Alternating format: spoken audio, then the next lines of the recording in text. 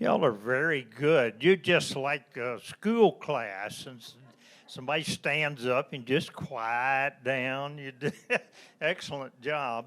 I need a volunteer for next month. Who wants to sell popcorn? I'm kidding. Thank you for being here. Maybe I'm not kidding. I don't know.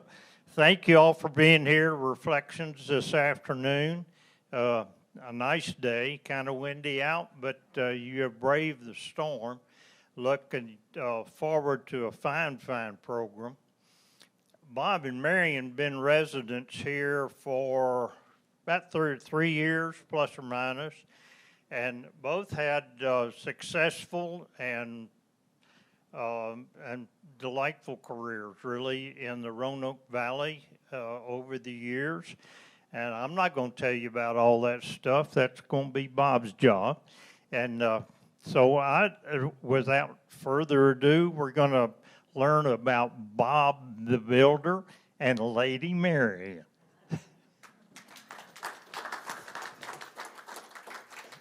Thank you all for coming out. First of all, can everybody hear okay? All right, good. I'm going to start on this first slide. A few minutes ago, Sam Lineberger was asking me what kind of contractor's licenses and what kind of construction I did and all. Well, let me just say, I was never a contractor. I was never a professional builder.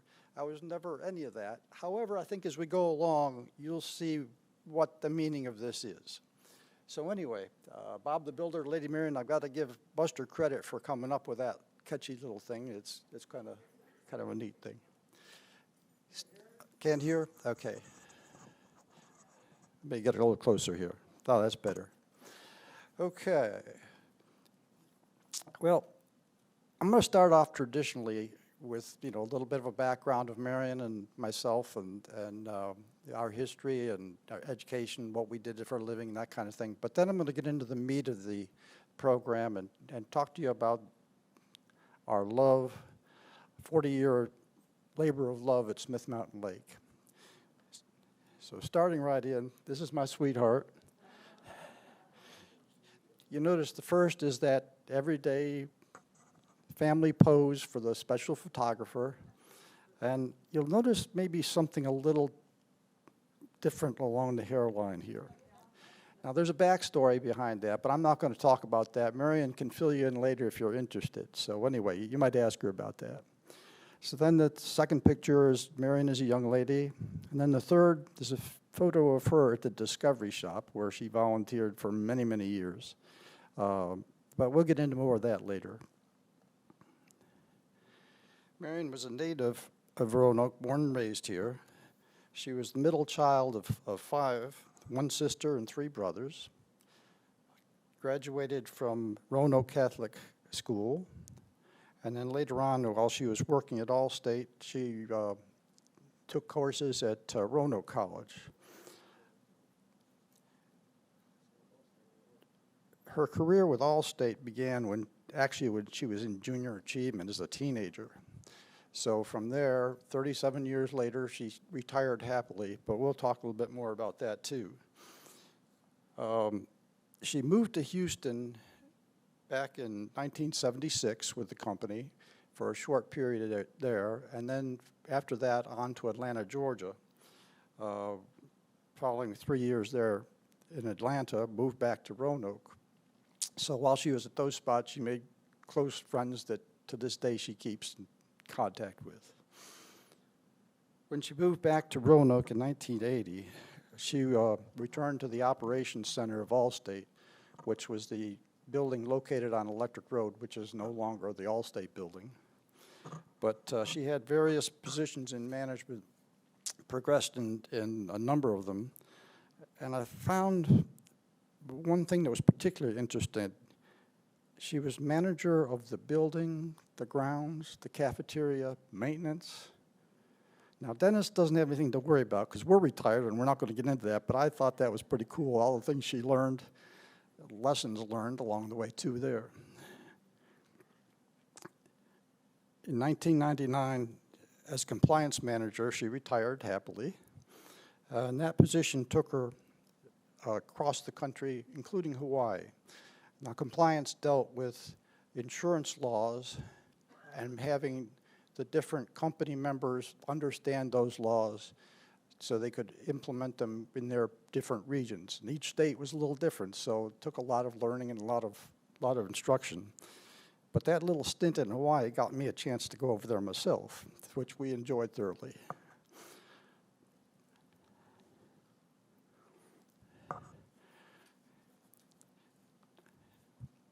During her time at Allstate and after retiring, Marion was immersed in all kinds of volunteering. And putting this list together, I was pretty amazed myself. I'd forgotten a number of these things. But one of the big things was the League of Older Americans, now called Local Office on Aging. And that dealt with Meals on Wheels and the annual fundraiser of Let's Do Lunch. Now, some of you this year purchased lunches for that in support of Meals on Wheels. And I'll give you a little heads up that this June, again, we're going to solicit your help in ordering meals, which will be delivered here to the building. So we'll hope you'll think about that come June. Other volunteer positions she dealt with was WBRA auctions, the Forest Park School Partnership, Special Olympics, Salvation Army, Ram House and St. Francis House, Junior Achievement, Leadership Roanoke Valley, Community Christmas Store, and for a number of years, the Discovery Shop. So anyway, that kind of gives you an idea how she's always doing something volunteering. And along the way, those also led to several honors. In 1994, she was named YWCA Woman of the Year for Community Service. In 2001, the Babe and Sidney Lewis Memorial Award from the LOA for Community Service. In 2007, the President's Volunteer Service Award. And finally, RSVP, which was the Retired and Senior Volunteer Program. So along the way also, in the 1980s, we became big Virginia Tech fans, but we'll talk about that more later. And here's Bob. Well, that first picture was typical of our family portraits. You pose for a picture, whether it was your birthday or really Christmas or whatever the occasion. This one, I think, was probably either before or after church. And that brings back memories of going to church. And the nice little old ladies would come up to me and say, "Oh, what beautiful curly hair you had. I wish I had that." Well, of course, I didn't like that at all, but that's the way it was. The center picture, I'm not quite sure why I've got that scowl on my face. After all, this was the time when we were about to spend a week camping with the Boy Scouts in the Adirondacks, which I totally loved.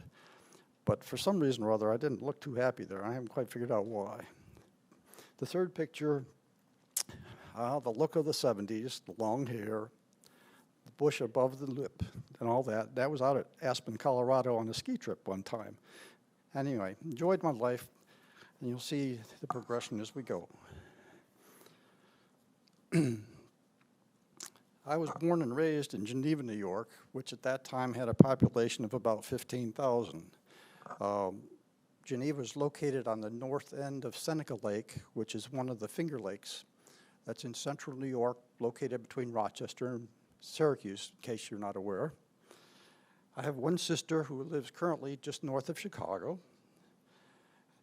And one of my first work experiences, I started young, just like Marion did, and at 16 worked for a florist and garden center, learned various little neat things, and my wife to this day loves it that I learned how to make bows to put on Christmas trees and flowers, so not a big thrill, but anyway, valuable lesson. When I was young, I developed an interest in carpentry, electrical, plumbing, all things mechanical. And I think I was about 11 or 12. And I remember our neighbors were going to have an addition put on their house. So these two great guys worked on that. They dug the foundation, poured the footers, did the walls, did the framing, all that. Well, every day, this was during the summer, so every day I'd be over there all day long watching them, listening. They were kind enough to teach me certain things and explain why things were done the way they did them. And then promptly at 2 o'clock, one of them would give me a few dollars and send me down to the corner store to buy 3 orange sodas. Of course, one for each of them and one for me. So I look forward to that too.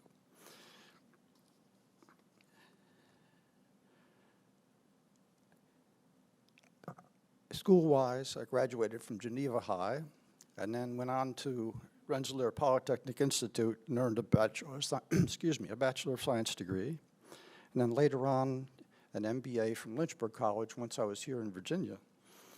After graduation from RPI, I worked for a small company in Rochester called the John M. Forster Company. Now, they were a distributor of industrial power transmission products for industry. I learned a lot there. I went to several schools for fluid power or pneumatic power devices and whatnot, along with power transmission, how to figure out speed reducers and motor sizes and that kind of thing. But after a year or so, I realized that was going to be a dead-end job since I wasn't the grandson of the owner. So thought about it twice and then said, okay, that's it. And was hired by GE in Schenectady, New York, large steam turbine. Whoops, there we go, yeah.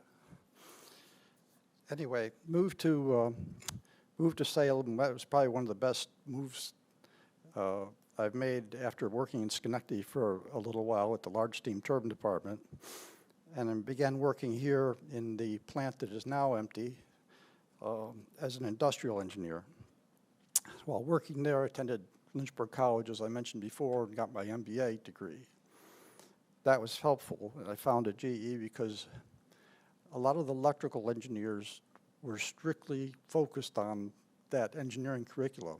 And when it came to trying to analyze projects and costs and the selection of products and materials, they had a rough time trying to visualize the impact of the whole business. So anyway, found that to be valuable. And then while working, that's when I met Marion, St. Patrick's Day at a ski club meeting. So the rest was history. We were married the next year. While at GE, I was able to work in a variety of positions, including manufacturing engineering, production control, producibility engineering, and finally design and development, primarily with gas turbine control systems. And on the picture, you'll see a cabinet of one of those controls. It's not all complete. There are filters that go on that door.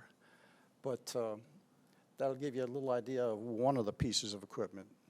But at GE, we did everything, all kinds of control systems, everything from big, large tractor-trailer size oil well drilling control rigs, gas turbine controls, shipboard controls, even did the shipboard controls for the Disney ships. Paper mill controls, the list goes on and on. Today, gone, but I had a good life there and retired in 2009. And here's son Todd and his family. They live in Beaufort, Georgia, just north of Atlanta, because he's a pilot with Delta, which is one of their home bases there. So they stay active, all the kids' activities between the sports, the swimming, guitar lessons, horseback riding, and don't have much time to think of anything else. Now we kind of go to the meat of this presentation, and that's a labor of love is what I call it, and that's transforming our Smith Mountain Lake property over a 30-some year period.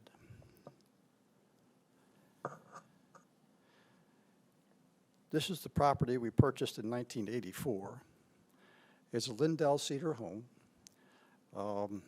It was in kind of rough shape, weather-beaten, worn, inside and out. The inside had this shag carpeting of bright red that was, unfortunately, the previous owners had dogs, which they allowed to have the run of the inside, and the place was just kind of a mess.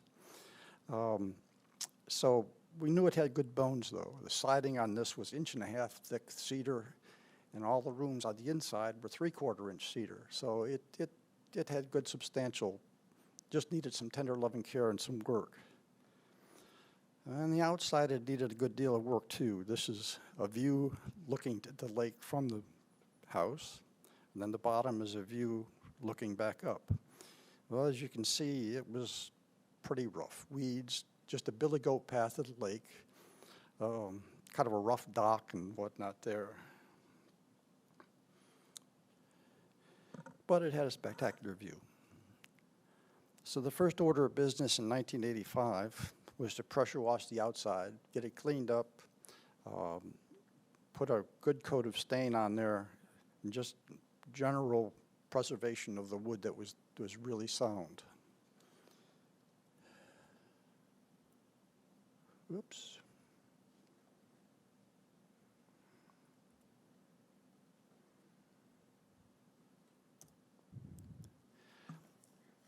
In 1985, we also got involved with cleaning up some of that brush and the weeds that were on the slope going to the lake and trimming some of the trees and generally opening it up. And as you can see from the shoreline, it was pretty ragged with the water eroding the bank line. So we had riprap installed and had a bulldozed path going from the lake on up to the house where we could make our way down. Then in 86 rather, on the bank we installed steps that transferred from the house on down to the lake, put in some path lights, and then it was time to build a new dock. I hit the wrong button here. There we go. So the dock construction started. Turner Construction, if you're ever familiar from them building, did a great job on this dock. It turned out really nice, and we loved it. Until 1987, it was time for it to be christened. There was a flood in 87 rather, and it saturated the dock and whatnot, but it dried out. There was no damage.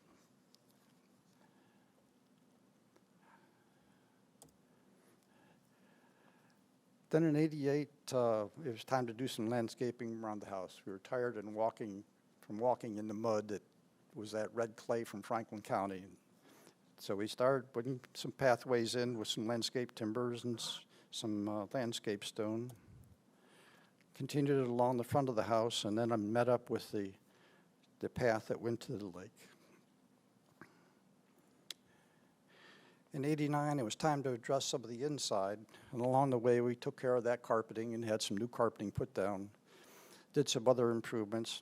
One of those things was I built some storage cabinets for our master bedroom and for the laundry room, so we had a little bit more organization rather than piling things up on a shelf. Also, 89, it was time to finish that last segment. I don't know if you can see it or not, but between those two large trees is where the path ended, and then at the bottom of the screen is where the steps went on down to the lake. So this section here was putting no steps in. That's always a lot of fun, digging in the dirt, cutting some 6x6 timbers, getting them in position so they're even and whatnot. 1990 found us that the same problem that we had with some of the other timbers in the house, the deck was rotting as well. The previous owners hadn't taken care of it. They were, again, cedar timbers that were 2-inch by 8-inch boards, but where the joints were, all the dirt and water collected there, and they gradually rotted from the joints out. So the whole thing needed replacement. So we proceeded with that. And while we were doing it, we decided to enlarge it a little bit. So this is a picture along the front with the steps and the railings underway.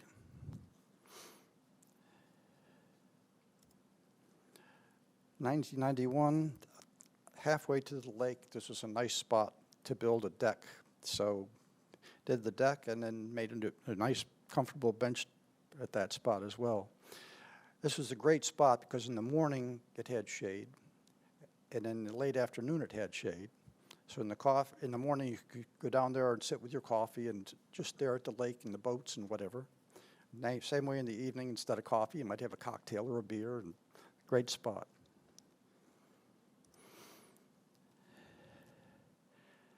1992, another story. We had a little washing machine mishap. I think it was a Saturday, if I remember correctly. We were going to run some errands that day, and we're going to be gone a few hours. So before that, Marion put some laundry in the washing machine, turned it on, then we took off for the day. And we came back that afternoon late, drived in the driveway. Marion said, "Look at the water." And I thought, "Look at the water, you know, the lake's out there, what's to look at?" She said, "No, around the house." And you could see seeping down the sides of the foundation with all this water. Went inside, the flooring was buckled, the carpets were wet, about an inch of water all around. Water was seeping up into the cabinets. And what happened was the washing machine, it filled up, but the shutoff valve never took place, so it just kept filling up and overflowing and overflowing. So that prompted us to do some major remodeling there. Did the new flooring and carpeting, new cabinets, they were a wreck. So while we were at it, replaced the black appliances with some little more spruced up cabinets and appliances. And ended up with a refreshed look. So it was much brighter, and we enjoyed that going forward.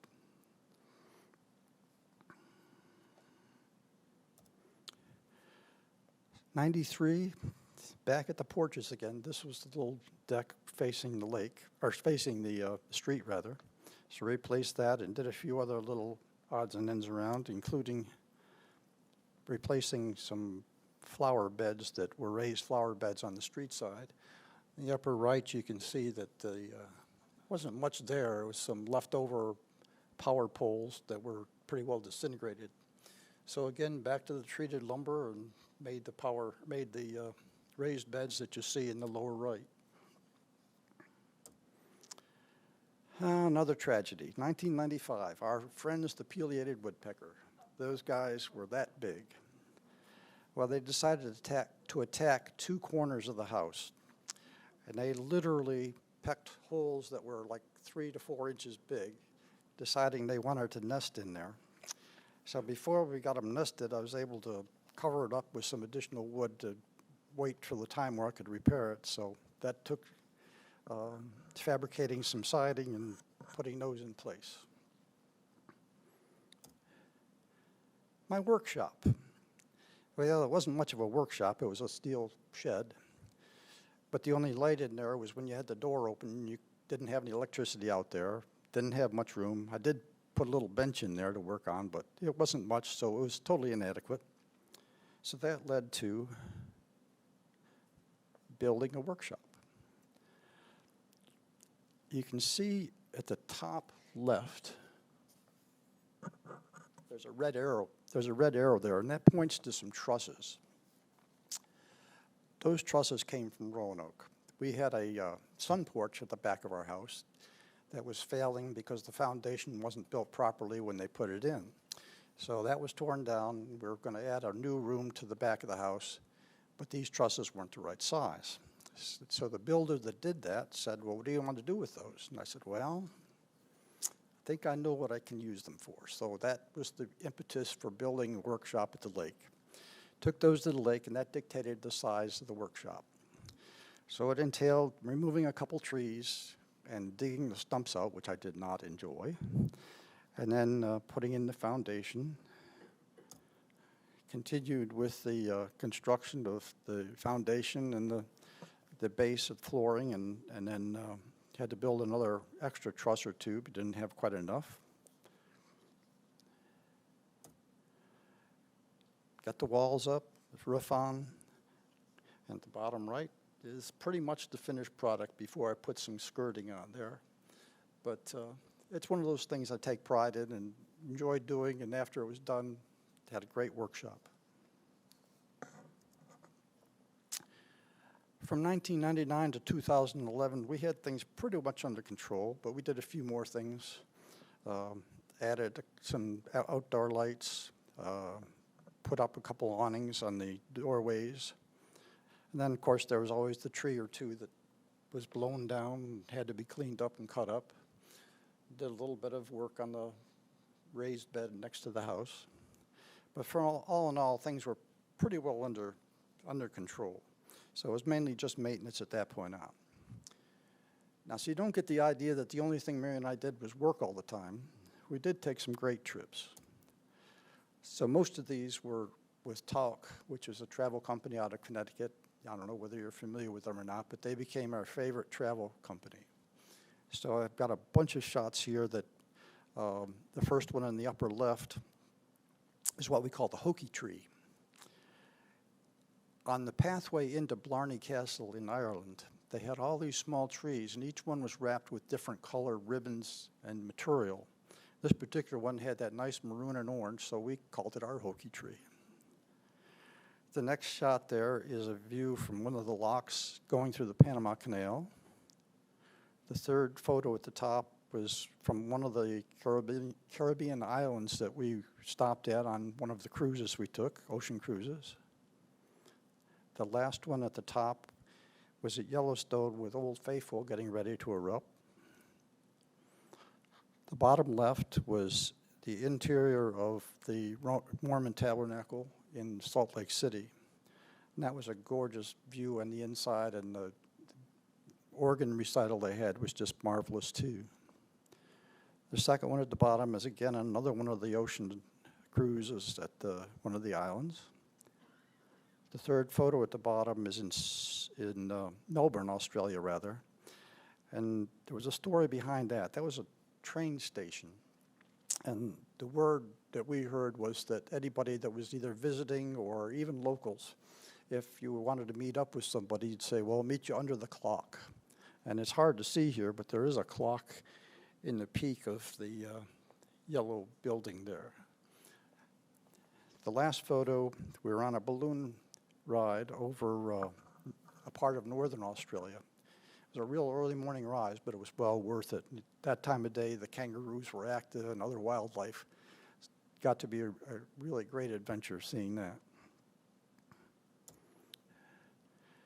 Top left. Well, we're back in Sydney again at the Sydney Opera House. The next stop in the middle there is Stonehenge over in England, along with the Tower Bridge in London. Bottom left is at Ashford Castle. That was in Ireland, and a gorgeous castle it was. It didn't look like much on the outside, but when the inside was this beautiful wood paneling, great features inside there. Even had some knights' armor that they, had as a display. So it was a memorable spot. The middle bottom is one of the Talk River Cruise boats that we were on. Bottom right, over to Austria at Vienna, the Schönberg Palace, which was an amazing spot too. They had behind the palace, if you've never been there, there are grounds that just went on and on and on that were gorgeous. Top left, anybody that's been to Budapest might recognize the market there. And that was a very interesting place. They had just about anything. It was kind of interesting, the meats they had there. In one case, there was a suckling pig, all whole pig, ready to be sold. So they had everything nuts to bolts in that spot. The middle top photo is the General Sherman tree when we went to Yosemite and to Muir Woods out in California. Top right is a typical European town, and that one was in Bamberg, Germany. The bottom left was in St. Stephen's Cathedral in Passau. This doesn't do justice because the whole interior was just huge, and they had several organs in there, which totaled 17,000 pipes. So we attended a recital that was an hour-long recital, and the place just hummed. Gorgeous music. Middle bottom photo is an old bust that was in Bratislava, Slovakia.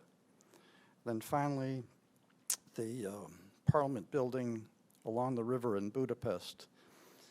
Our Talk cruise took us out on the river that night and went back and forth, and there were many buildings along the river that were lit up. And they're just just a fantastic site. Budapest was a surprise to me. I didn't expect it to be, quite that gorgeous.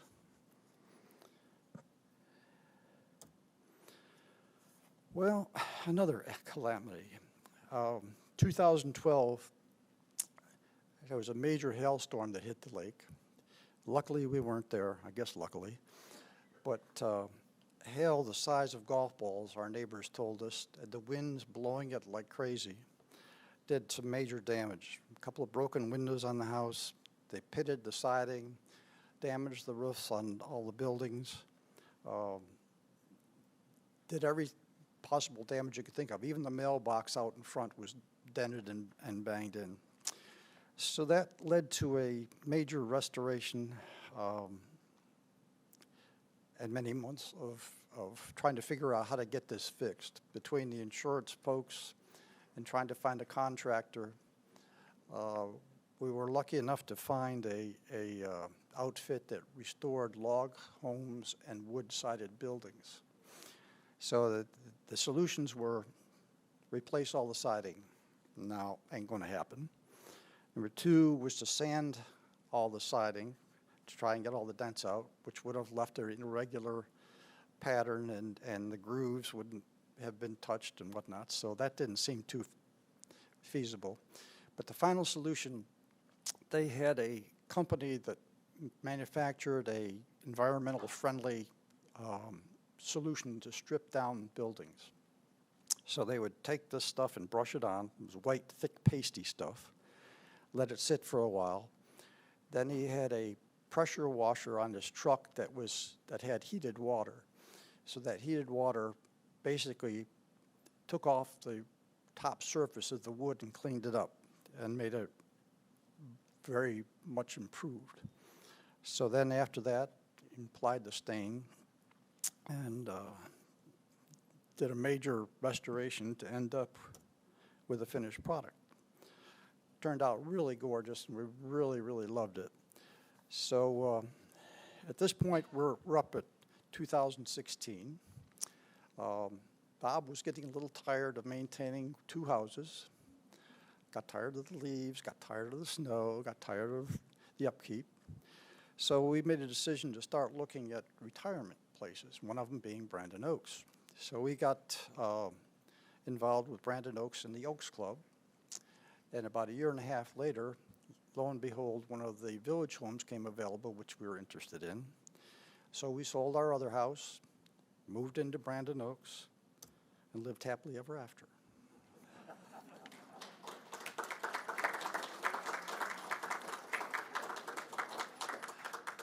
I told Buster if anybody had any questions, he could answer them for me, but that's not it. So if anybody does have any questions, fire away. Okay, I got away easy. I am constantly amazed in our community of the experiences, the expertise, the just broad spectrum of interests that are here. The Reflections program shows that and gives us a chance to meet our neighbors. Lady Marion, would you stand? And Bob the Builder. How about a big hand for these folks? Thank you. Okay. Well done.